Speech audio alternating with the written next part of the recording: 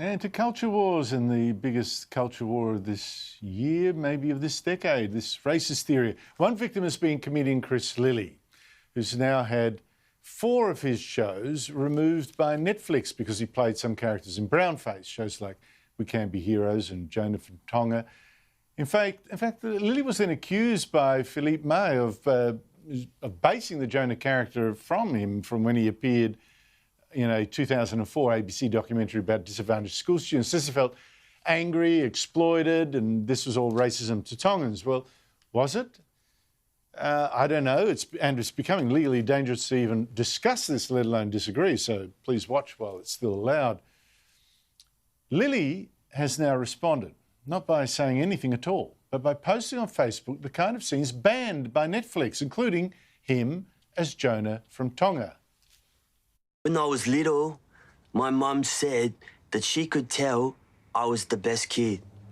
She said of all the kids, JONAH is the magical one. She reckons that I have the magic eyes, and she could tell even when I was 2 years old because I could do things more different. I could do I could talk better than other kids who were 2. I could kick balls, I could sing, I could play the guitar, I could do all these things that, you know, kids who are 2 shouldn't be able to do. Joining me is Rowan Dean, editor of the Spectator Australia, author and host of Outsiders on Sky News every Sunday. Rowan, watching that again, I can see where everyone's coming from on this, but Lilley is clearly not sorry, and I wonder, should he actually be? No, he shouldn't be. And you mentioned, Andrew, one of his series was called We Can Be Heroes. We need heroes right now who are prepared to stand up against the kind of madness of the cancel culture that is now kind of gripping the entire West and tearing down people's careers, people's livelihoods. There, as we discussed before, there is absolutely no relationship between the evils of slavery, African slavery, and the American history. There's no link whatsoever between that and Chris Lilley's character JONAH, and playing a variety of characters in Summerfield High and We Can Be Heroes and elsewhere, where he used makeup. He played a girl, he played an arts teacher, he played all sorts of different characters, and if he hadn't put makeup and wigs and so on, you wouldn't have known which character was which, and it wouldn't have been a very interesting series to watch.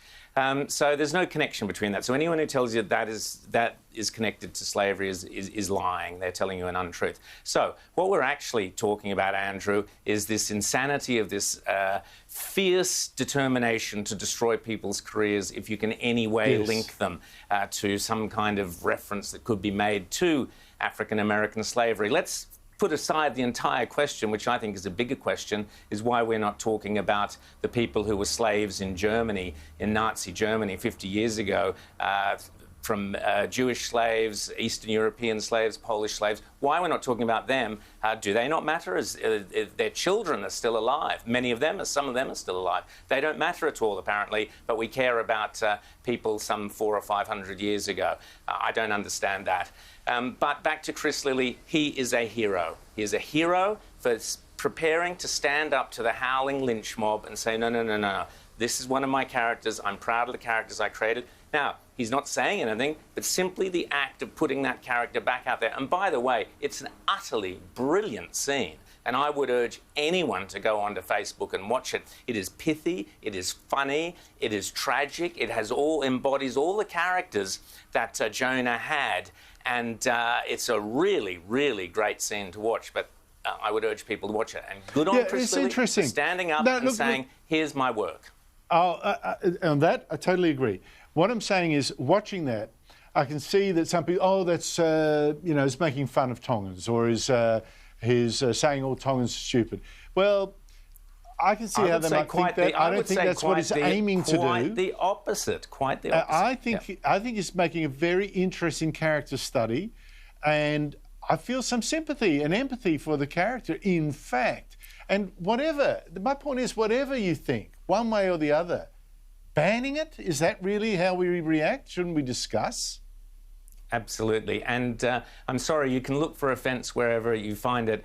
I remember the Jonah character because I was watching that with my son at the similar sort of age, and we absolutely thought he was an absolute role model, a character that had so much complexity, so much depth, and so much to admire in him. And here again, and heart. He was an admirable, a great big heart. And here again, he was talking about his achievements as a great kid, as 2-year-old, about his mother. It was just a wonderful scene, and very funny, and quite tragic towards the end as well.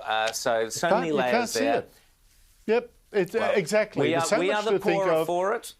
Exactly. You can't see it now, except if you go to Chris Lilley's Facebook page, and good on him for striking back, not being cowed.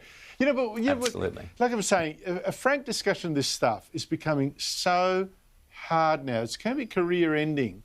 But what strikes me, apart from the injustice of that and how intellectually impoverished we'll be, is that we see, in my view, far worse stuff from the left that's apparently not racist and perfectly fine and beyond criticism, like a tweet from now Green Senator Lydia Thorpe, who identifies as Aboriginal, defending her new salary by saying, sure, being out without an income for 10 weeks in a coronavirus has been hard, but for those worried about the $200K I will now get in my new job, remember, my inheritance is transgenerational trauma, not stolen wealth. And Nakia Liu, who's an actress, ABC type and elsewhere, tweeted, Aboriginal people should tweet things that they would love to do or own that are financially unattainable, and then fiscally privileged settlers, which means white people, I guess, should donate money to them as a small part of paying the rent for the privilege of being here. Rowan, that makes me so sad about Australia's future when I see that kind of thinking now. You know, I'm black, you're white, you owe me, obviously. I'm a victim, you're an oppressor.